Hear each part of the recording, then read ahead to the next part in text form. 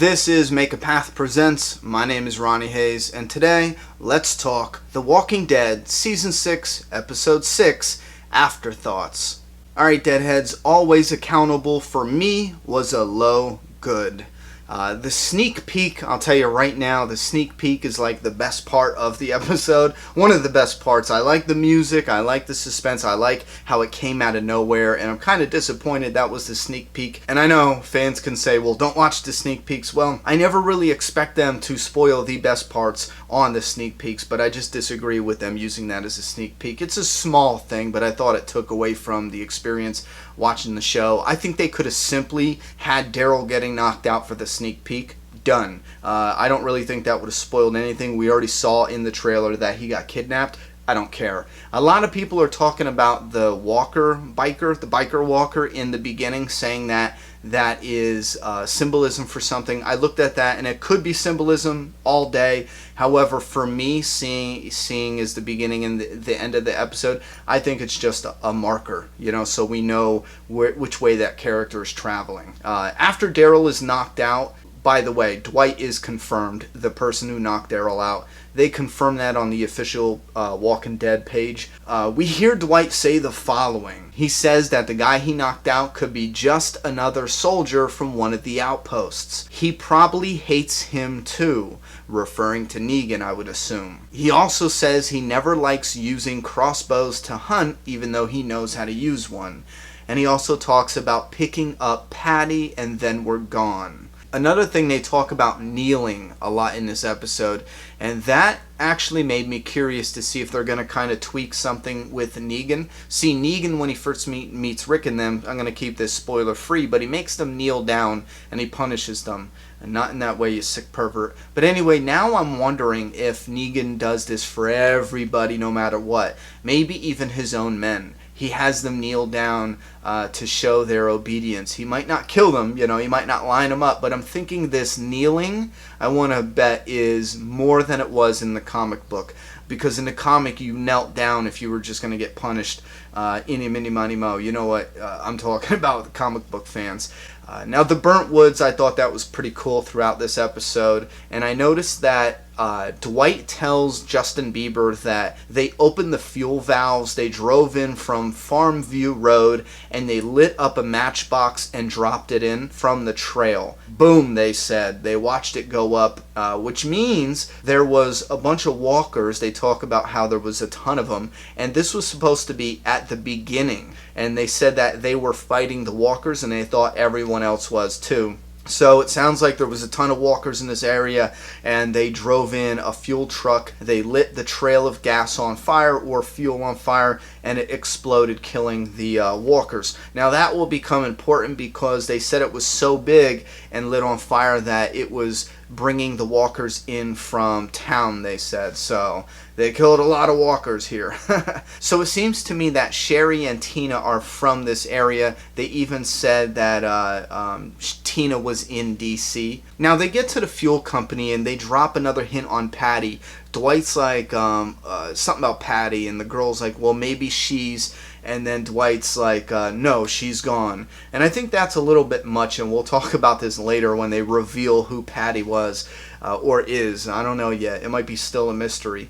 But anyway, she reveals that Justin Bieber is actually Tina, and Tina is Sherry's baby sister. Now, Sherry's another thing because in the subtitles they call her Honey, and on the internet, the official account says that Tina and Honey are not characters from the comic, which is weird because in the subtitles, Tina calls her Cher one time. I've got different screen caps from different things that have that in the subtitles, and I think it's odd why the official account would confirm Dwight but hide the truth of who Sherry is. I just thought that was a little odd, and I think it's unnecessary. Around this point, we see Daryl struggling to get the crossbow out of the bag. I want to add this because I actually like that. It was that frustration mode. At no point in time did I fear for his safety because he could just say, screw this, back away, knock the walker down, and deal with it that way. But it was fun seeing him, because that is something we've all done at one point in time, had to get something out, and we're just frustrated that it wouldn't come out. And once he killed the walker, there was that Easter egg with the Cherokee rose in its back. I thought that was a nice touch. Now back to Sasha and Abraham. They're out looking for Daryl, and I thought this was necessary for continuity in the episode and in the story, but basically meh in my opinion. I don't know, it didn't grip me in. I thought they could have trimmed that absolutely if they needed to. I did laugh when Sasha was all serious and she's like, well, last thing we want to do is leave breadcrumbs laying around, and she walks into the door and there's this Dixon with a big X, and I laughed a moment. I was like, yeah, that is clever with the Dixon with the X, but then because the X was so big, I don't know, but I thought it was pretty comical.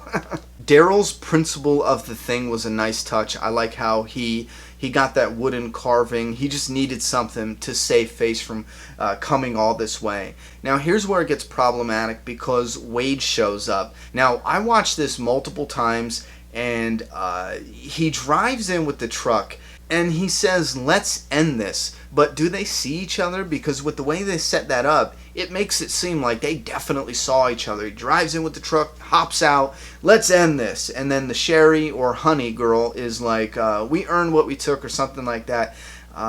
So I'm assuming they see each other, or they had to have known somehow that they were there in that area. Also, I want to say Dwight again says, we're done kneeling. Keep that in mind with kneeling when Negan shows up. I'm sure that's going to be important, more so than the comic book. I think it's tweaked a little bit. I want to call that now. Now, Daryl looks left, and he notices that they're being surrounded. Then he walks left, and continuity-wise, this scene is fucked, because he looks left, he walks left, and he comes from this way to get Dwight and them and group them up, and he says, okay, let's go this way. Then they head the way where he was looking when Wade was talking. So he looks left, he sees them getting surrounded, he goes left, and there's no one there anymore. The bad guys are not surrounding them anymore. Then he pulls them over to head towards Wade and them. Next thing you know, we cut to a scene that's actually accurate to running away, but it wasn't accurate in continuity-wise. It was just filmed fucking weird. So they run away finally and they hide. I'm gonna say this is very noticeable. It took me out of the moment immediately, and I think this is something that could have been corrected, and honestly, on a production like The Walking Dead, it should have been corrected. Now I want to talk about the insulin, because this is where she says, I love you, Cher, where we can actually see it, but on top of seeing it, we hear it. And then we have the arm scene. About the insulin, I don't know how that works. If anyone, deals with insulin, leave that down in the comment box, because the girl is like knocked out. I don't know what happens if she didn't get it when she was knocked out or faint. I mean, put that down in the comment box below, because I have no clue. I've never needed that. And then we have the arm scene, and I think this is important because Dwight flinches like a little bitch.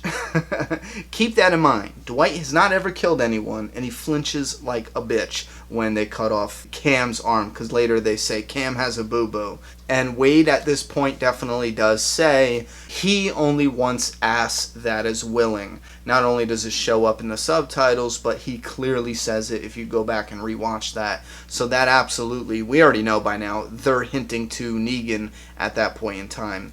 Now this jumps to Abraham and the scene where he sees the RPG. Now this just had absolute horrible green screen. I like the premise. I like how, he had that epiphany when he watched the walker.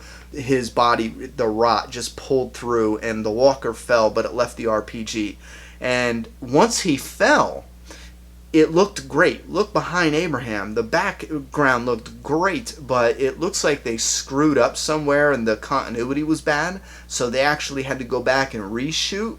And when they did that, they needed to use green screen, because there's parts that look fantastic, and then there's some parts that it's like, holy shit, is this a dream? Is Abraham dreaming? I don't know what you're doing here. It's just so glowy, and it doesn't belong at all.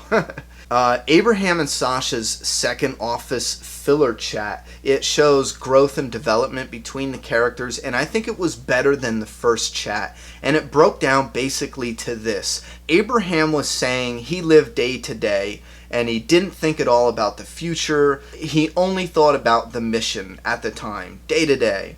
With all the potential in Alexandria, he's now thinking about the future and about a future with Sasha.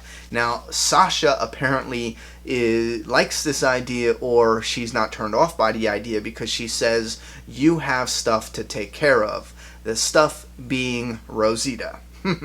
Now, to the burnt out house, we do hear Sherry say, me and Tina used to babysit them, so I don't know how old the people in the burnt out house are supposed to be at this point in time, because they look pretty young to babysit other people who are living alone. I don't know. Maybe those were the kids, not the parents. I don't know how that worked. That just seemed a little odd to me. Keep in mind, Dwight says, I did this, which means that it looks like this was their house, and when Dwight sent the fuel truck in there and bombed the walkers, he inadvertently killed the people in the house. And it looks cool because when the glass melted, apparently it melted over their dead bodies, which for a unique or a original scene, something fresh, I thought that was a great idea. I thought that was absolutely awesome. However, where it goes a little bad is, I think that was such an awesome scene, they wanted to keep it, but there wasn't a really good way to get Tina bitten in that awesome scene. So, see where the problem, it's like they were like, you know what, this scene is so cool with the melted glass, let's just keep a ridiculous death anyway, because the melted glass is so cool. That's how it seemed, because if you rewatch it, and the first time it was bad, the second time it's horrendous. When you rewatch it, I'm sorry, but it is, and this is what took points off, or helped take points off, because other things did too, like the woods scene, some of the pacing, the overall feel of this episode, but where she stands up, she sees the eye open, she stands up, and it's like she just throws her arms up and falls face down. And then to add insult to injury, when the camera shifts, it's like she actually goes on her back and snuggles up and gets into position to be eaten. None of that looked authentic or real at all. It looked like an actor who was sloppily fallen down so she can sloppily get eaten with her sloppy ass. It looked sloppy. It looked like they only had one take to do this, and it turned out bad, and they had no choice but to keep it. I don't know if that's the case, but that's how it looked. Now, after this, Daryl asks the 3 questions. I love how they're still keeping that, but now it makes you think when you rewatch it, because remember, Dwight said, I did this. So what did he do? And Sherry said, no, we did this. So what did he do? Did he kill them in the house accidentally? Isn't that still killing? Because then he says to Daryl, well, I didn't kill anybody. Daryl's like, why not? And he's like, there's no going back from that. You know what I mean? Wait a minute, motherfucker. Didn't you just say you did this? So you did kill them in the house, right? So didn't you just kill 2 people, or just realize you killed 2 people? Were they dead before and sleeping? Did they die in their sleep and you just, what did you do then? Did you just burn their house down? Is that, I don't get it. So he either accidentally killed 2 people and he doesn't count that as killing 2 people, which I think he should count that as killing 2 people because you just killed 2 people. Anyway, Dwight's a bitch. He's squeamish to someone getting his arm cut off. Almost 2 years into the zombie apocalypse, and he's a bitch. He didn't kill Daryl, and he didn't kill anyone, even though he accidentally killed those 2 people in the house. I don't fucking know. Dwight's a bitch. Let me just say, though, for the record, I like the actor. At first, because I was supposed to play Dwight and I didn't get the role, I held it against him. The fucker followed me on Twitter to rub it in, the actor who playing Dwight. But then I got over it. So, I slept with his girlfriend, and now I'm completely fine. When I say Dwight's a bitch, I'm saying the character of Dwight seems like a bitch. Now, that could be set up for who he becomes. That's fine. But for now, I'm comfortable calling him a bitch. But I want to put on record, and I know some people are not happy with the casting. I think they nailed this casting. I like it. Yeah, he's a skinny fucker, but I like the casting. The skinniness adds to the realism of starving. If he was plump and fat and was like whoop-de-whoop, I'd be like, you were struggling to eat? Really? He fits the role. I like that casting. I think they do a very good job casting on The Walking Dead. for the most part. Now that that's all said and done, and you guys know that I think Dwight is a bitch and the actor playing Dwight is pretty damn good and casted perfectly, let's move on to one of my biggest problems with this episode. It feels like they stole my idea of doing the pre-burnt face Dwight, and they were like, okay, that's all set and good, and then they didn't call me to see what to do next, and then after that they were like, well, fuck, we had such this great idea that we stole from a YouTuber, and now we don't know where to go from here, so let's just all of a sudden, out of nowhere, have them betray Daryl when they could have just called Ronnie Hayes and asked what to do next. And then they're like, fuck it, let's just have Dwight betray him out of nowhere and leave, either to go on his own, and I think that's what they were gonna do. A lot of people think they were going back to the Saviors. Even Daryl said, what are you gonna do, go back to them? Nowhere's safe. It's not, you know. I think they were going to leave because Dwight said earlier that they're going to go as far as they can get. So I don't think he was going to go back. Now, a lot of people keep asking me, well, Ronnie, what is your damn problem? You wanted this since season 5. You mentioned this idea before anyone on YouTube was talking about it, and you should be the most excited because this is something you've been wanting ever since you read The Walking Dead, as far as Dwight on TV or in the comic. Yeah, this is true. This is an idea I've had for a very long time. However, I was picturing something a little bit more tense. I was picturing something like, Daryl and Dwight having to be on the run from the Saviors the entire episode. So after the forced betrayal and split up, Daryl comes by the walker biker again, and I believe that is just the marker to show he's back to where he started from. It's interesting because Daryl goes past that marker, a man who's willing to help these people. He told Rick he wanted to go out and help people. He says, that helps us essentially, or whatever he said. Now he's coming back that same marker, a changed person. You know what I mean? I kind of like that idea. He also looks down and sees the sign, and that's when he notices a truck buried in the trees. It looks like a getaway that went bad, and the driver died for some reason. That's what it looks like. Something bad happened. He tried to get away, and the driver died, and the truck's been sitting there ever since. Now, what's interesting is the fact that the truck just started up. I don't know. Does that work with vehicles? How long was it sitting? Long enough to get covered, right? Didn't he have to do anything mechanical at all? I don't know. I'm not good with cars at all. Let me know how that works. Anyway, when he moves to brush over, the license plate reads Patty 002. My question is this the Patty that Dwight and Sherry were looking for? It makes sense because they said once we get Patty, we're going to get far away from here. Because they're calling Patty a girl and she and whatever, it feels like overkill. But it also says Patty number 2. So could Patty actually be a person and Patty's the vehicle? The person's a number 1 and the vehicle's number 2? I'm betting it's probably just the vehicle that they were talking about. So I thought that was interesting, and not a lot of fans caught on to that. Some did, but not a lot. So the truck was Patty number 2. That's who he was talking about the whole time.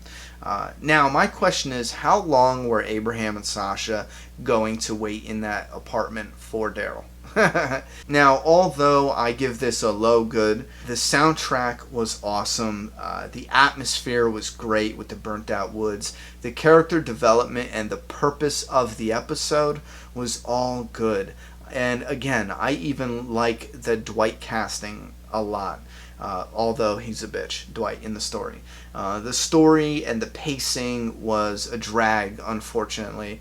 It didn't seem suspenseful. It wasn't tension-filled. It seemed more awkward because everything was still questionable. Like, is this who it is? I imagine it'd be pretty weird for non-comic fans. The entire episode would just be odd. So, in closing, I think that their idea and heart was in the right place. I think that some fans probably absolutely love this episode. Some fans probably just hated it. And for others, it was acceptable. I think this episode is going to suffer from pretty much most of the episodes in the last couple seasons, and that's doing the bottle episodes.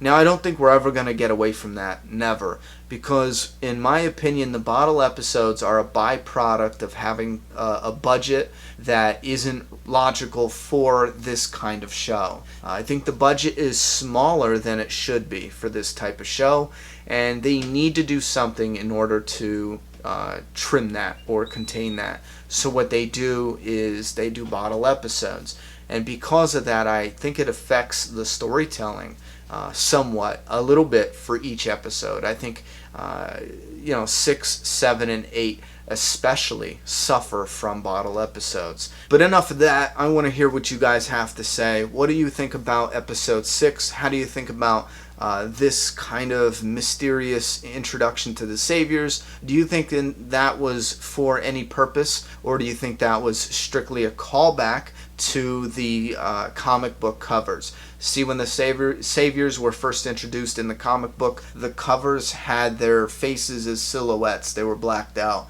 I think, me personally, I don't think it was anything more than a callback, because if you think about it, we got the introduction to the Saviors where their faces were pretty covered up, except for the cam guy, so maybe that kind of ruins this theory, but their faces were pretty covered up, hidden. We only saw their legs, and then the next 2 episodes later, in episode 8, which I think it's a sneak peek from 9. So in episode 9, we're going to see the Saviors, out in the open, head to toe, on the bikes. So it might be a callback, or it could have been some other decision creatively, the show that they couldn't really see each other good in the woods. I don't know. Anyway, what did you think about this episode? Good, bad, ugly? Let me know down in that comment box. I'm done talking. It's your turn. Subscribe now.